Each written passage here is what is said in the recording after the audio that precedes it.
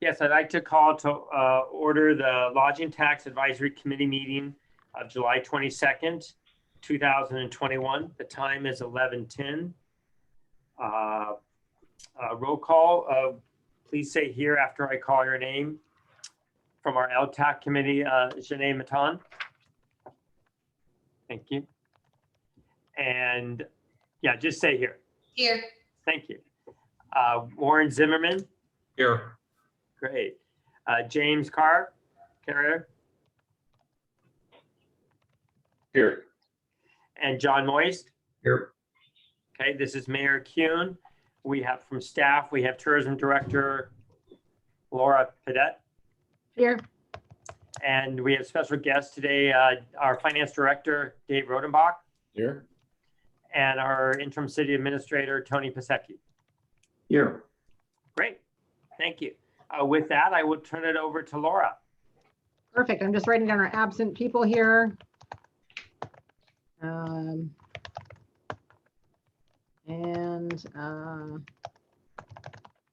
As she writes that down, I'll say a year ago, we had our grants at 125,000, and then council passed that, but they did put in a resolution that said that they wanted LTAC to review it by June 21st, 2021.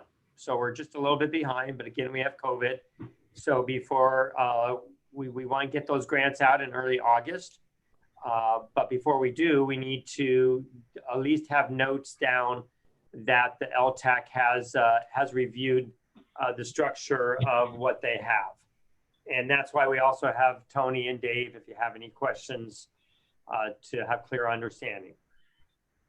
So I'm going to follow up with that and just say that we'll go through briefly a presentation that I presented to council back when we made this recommendation, along with an update of some 2022 projected numbers, and kind of formulate what we're thinking. Josh, can you let me share my screen? I can share my screen, yes? Yeah, you have the ability. It should be a green button at the bottom. Beautiful.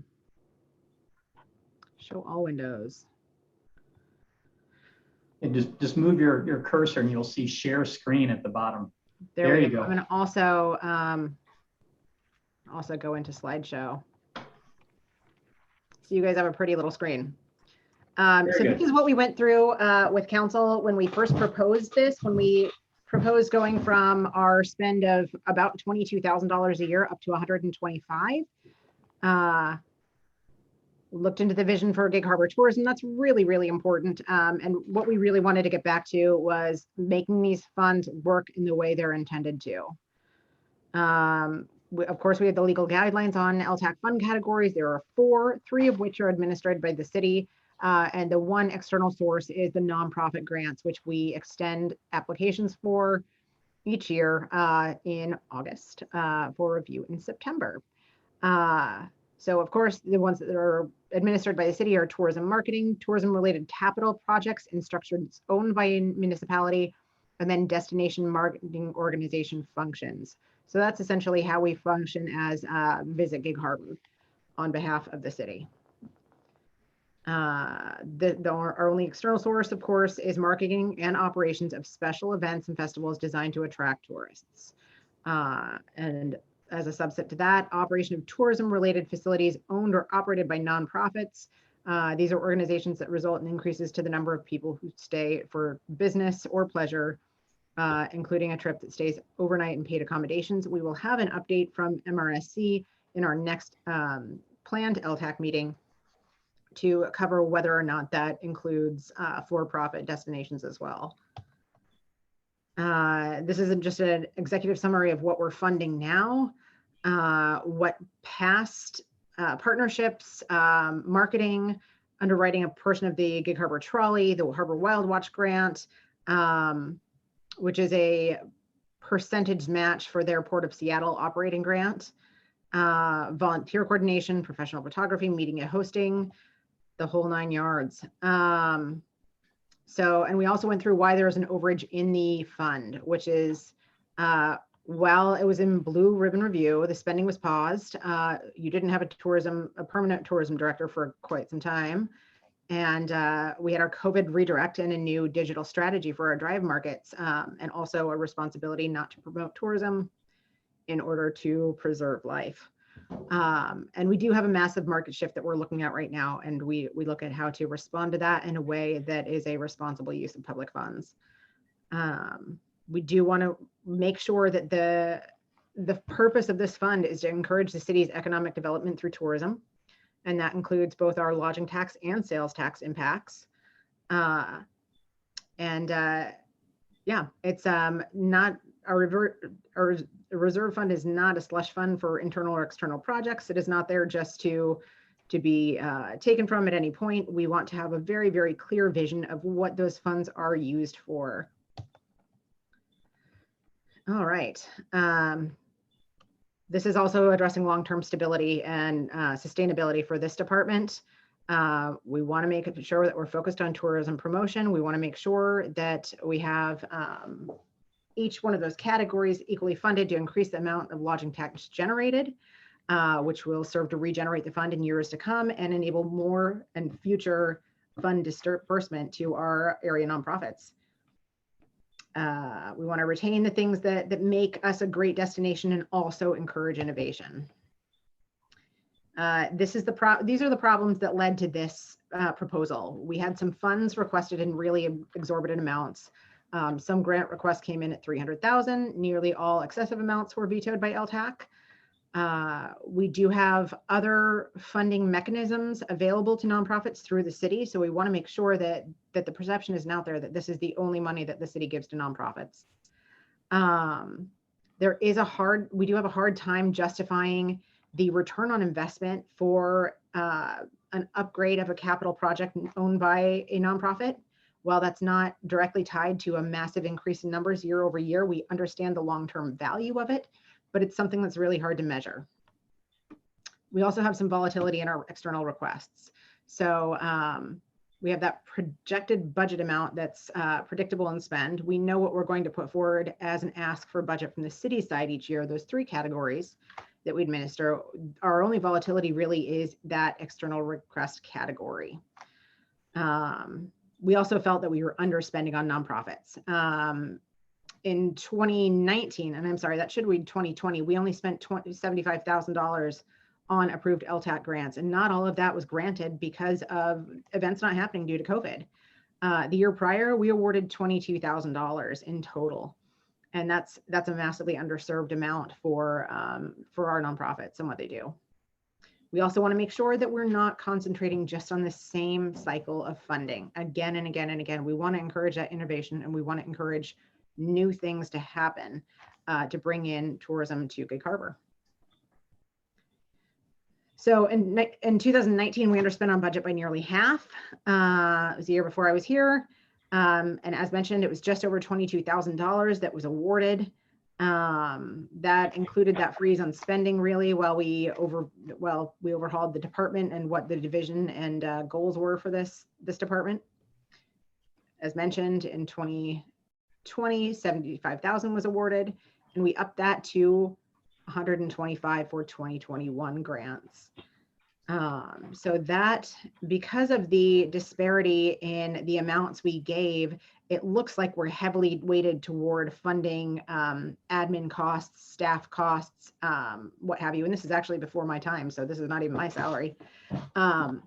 But we want to make sure that that amount that we're spending on administrative costs is 25% of our budget. And I will go forward in a moment. I'm going to finish up this pie chart and explaining that.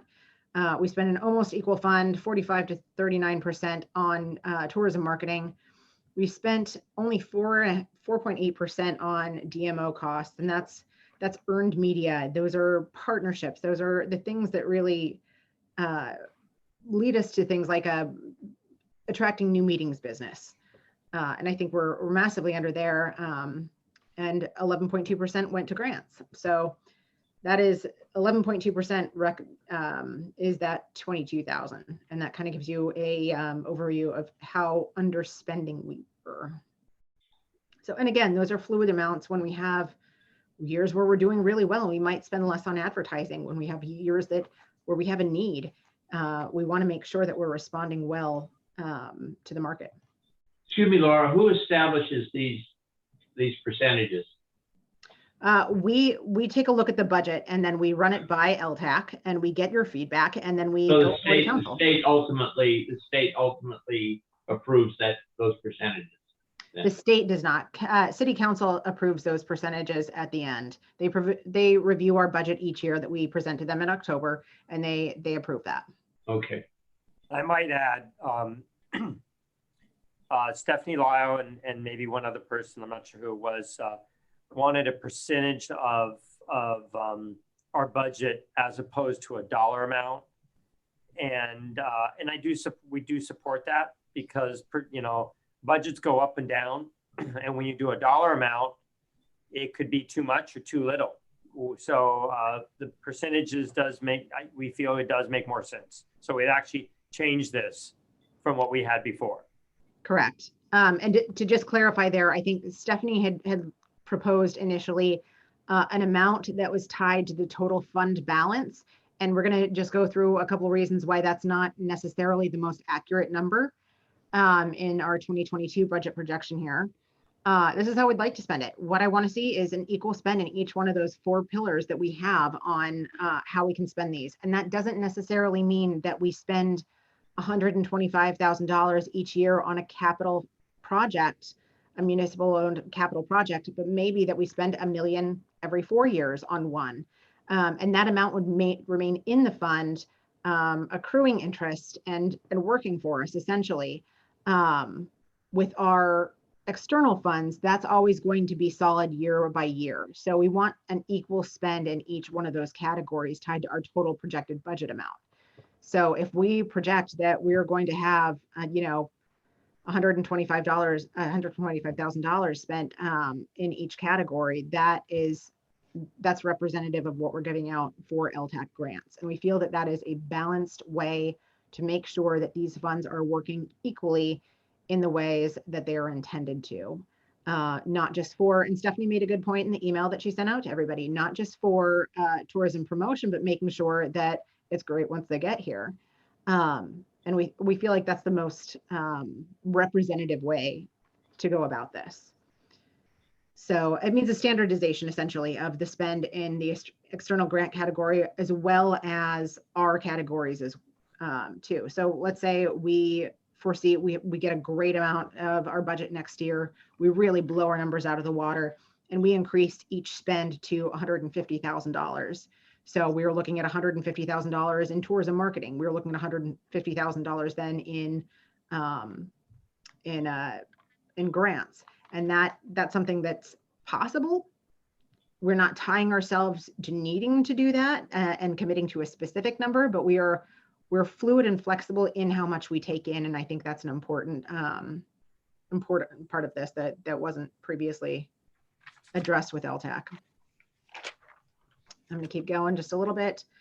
These are proposed solutions and what we did the last year. So we provided more funding. We looked for diversity in funding. We sent that $20,000 cap in order to make sure that we funded a minimum of about 5 projects rather than just 1 or 2.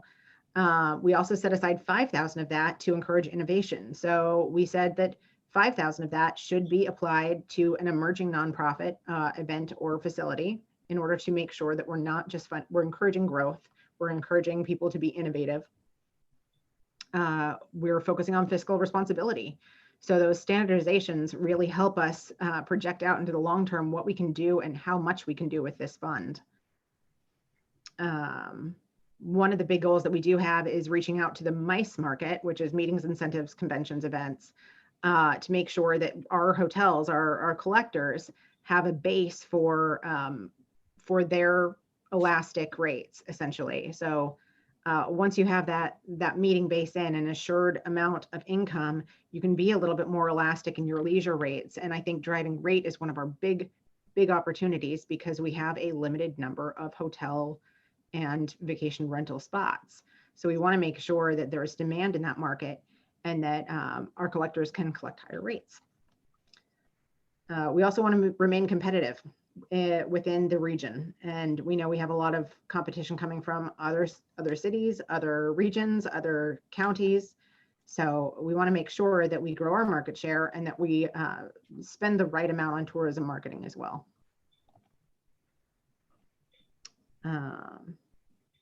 And this was past LTAC support and where we had made sure that we had LTAC support prior to going to council and making this recommendation for this $125,000.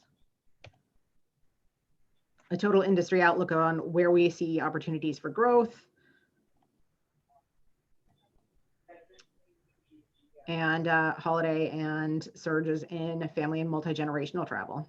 Sports travel is a growth market and short-term rental market expansion based on comfort with volume and sanitation. That specifically applies to COVID, but I think James can also speak to the growth that we've seen in that market, specifically within Gig Harbor. It's our strategy. We're going to go with the deep data marketing, deep data gathering that we've had, have an informed digital marketing plan, evaluate and reassess and readjust. So that's part of our strategy right now. We're looking at how well we did last year, what that 125,000 did for us, and we can reassess and readjust now. And I think that's that. And then this was our why now call to action.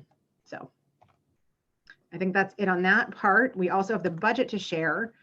And I think you have those documents to review. We graciously have both Dave and Tony with us today in order to answer any questions that we have on those specific pieces.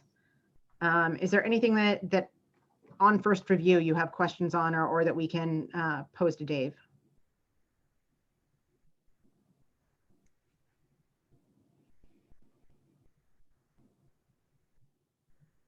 Okay.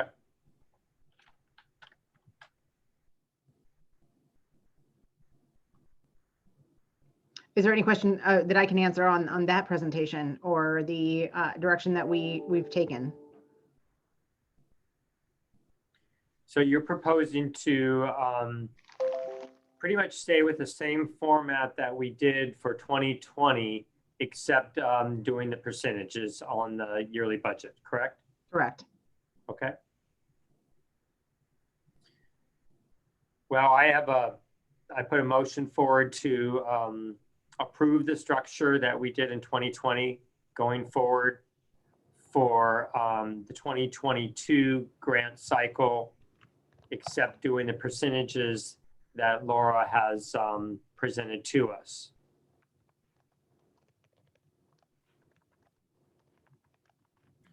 Do I have a second? I'll second. Okay, and then discussion. I have one question, Laura. From a business perspective, typically operating expenses, administrative costs are a pretty high percentage of your total revenue. And I just wonder how you came up with 25%, because my experience has been 25% typically doesn't cover administrative costs. And I think, and I'm just going by memory now, but it seems like historically it's been closer to 40 to 50% of the LTAC in the past.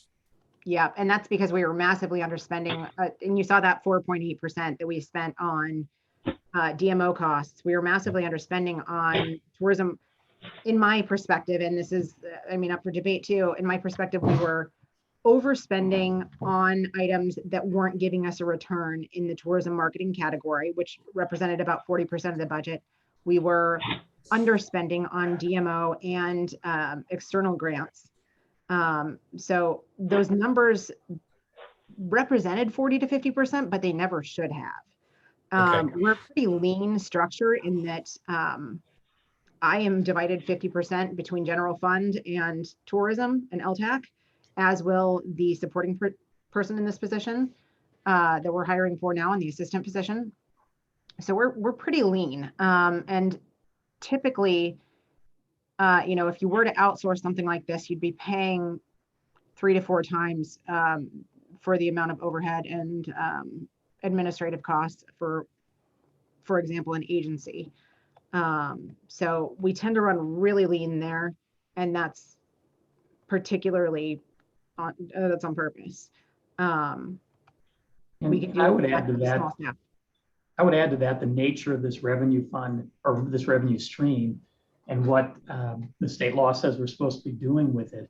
We really want to focus the funding on things that can make a really good impact, and bluntly, administrative costs don't give you as much impact. Therefore, while this number may seem somewhat arbitrary, I think it's a very good place to start and to aspire to, and push staff to try to make those numbers work. And if they don't, then we come back to you later and say we need to adjust them. But I like this formula. It's really showcases what it is we're supposed to be doing with this revenue stream in this fund. Yeah, I agree. I think that's a great objective. I just was curious, it'll be interesting to see how it works.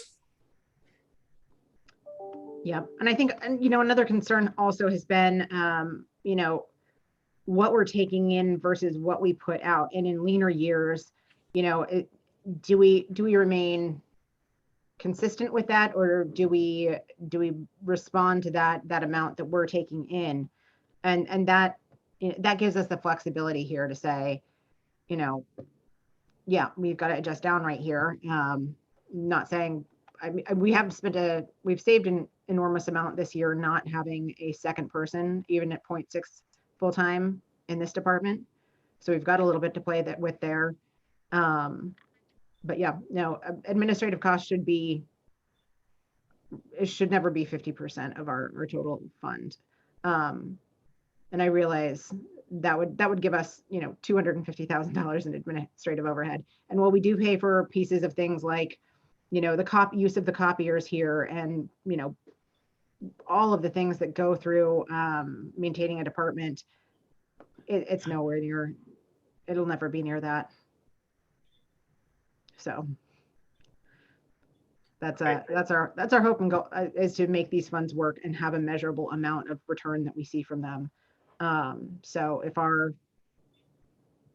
those are standard, those aren't going to change that much. And we're also very, very cautious about overtime. We're very cautious about a lot of things that we could bill that just feel like those funds could be much better spent doing what they're supposed to. Well, and as I mentioned at the economic development meeting yesterday, you're, instead of just blanketing an area with advertisements, now you're targeting where people are coming from, and then we're advertising in those states or those cities.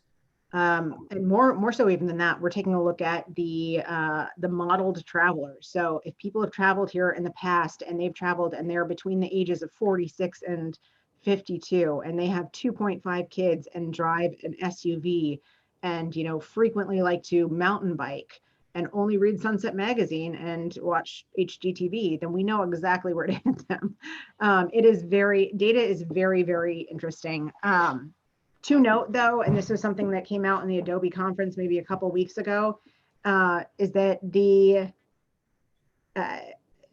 what GDPR standards are going toward is how that data is used and collected in the future. And there's going to be a big shift into organically getting people's information and details in order to market to them. And so we never want to stop getting people interested and getting people in our interest funnel organically, and having them go to our website and having them sign up for details and specials and promotions or anything like that. That's always going to be a focus for us. And that's something, the way unchecked data use is happening right now has invited further regulation and interest. So we may see that change in the years to come, but we have a few years of solid data right now that's incredibly informed.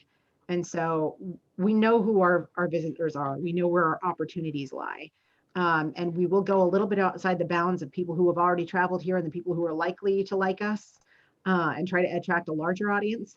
But it is a highly informed campaign rather than just, throwing something in an in-flight magazine and saying, well, I guess people are seeing it, but not knowing how many people are interacting, not knowing how many people are booking. All of those things are something that are of massive interest to us, and will continue to be. Great. And we also know that, and we talked about this a touch on, at the EDC yesterday, is focusing on off-season.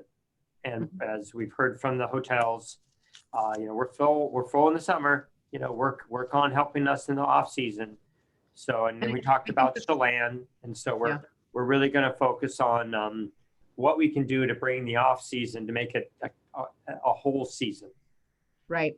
And that's two parts though. That's also driving rate in the season where we're full, and making sure that there is a heightened and compressed demand to drive those numbers.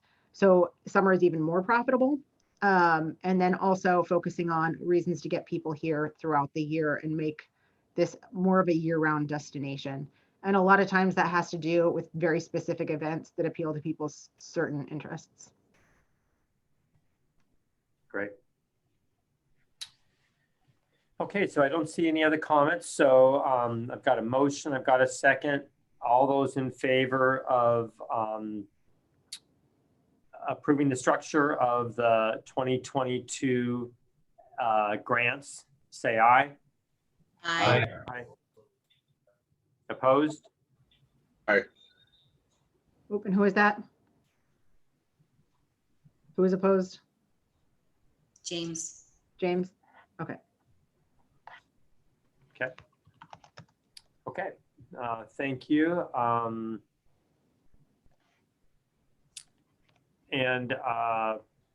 ahead, Laura, if there's anything else. I think that's pretty much it. Our next regular meeting is on August 12th. As you know, we'll go through our MRSC training for exactly what the pieces are that we need to consider with LTAC grants going forward. I think that's going to be really informational for everybody. Great. Well, a good thing about this is Laura can start working on the grants too and get that going. Coming up in August, do we have, I believe we do have MRSC coming in August. Is that correct? Yep. Yeah. That's August 12th. Okay. So then our next meeting is August 12th. Is that correct? Correct. Okay. Good. Any other comments that are not on the agenda by any of the group? Okay. Well, I want to thank you all for your time and making time for us today. Once again, I apologize for being tardy. No worries. You're here. Thank you. You still came to the party. Yeah. We're happy. We're happy to have you. Sorry for the technical difficulties on my end too. I heard you call on me at one point there and I cut out right afterwards. No worries. Do we want to clarify that just to make sure then? Were you opposed to the motion, James, or had you just cut out? No, I was not. Good. I was going to ask you. Yeah, I offline. just cut out. I was not opposed. Okay, I'm gonna change that just in our notes then. I was going to call you and ask you what we could do better. So I'm glad I don't have to do that. Thank you. Perfect. Well, I want to thank everybody for your time today. And as always, feel free to call me at any time if you have questions, and I'm always happy to talk. Do I have a motion to move to adjourn? I move that we adjourn. A second. Great. All those in favor say aye. Aye. Aye. All right. Thank you, everyone, and have a great Friday and a great weekend.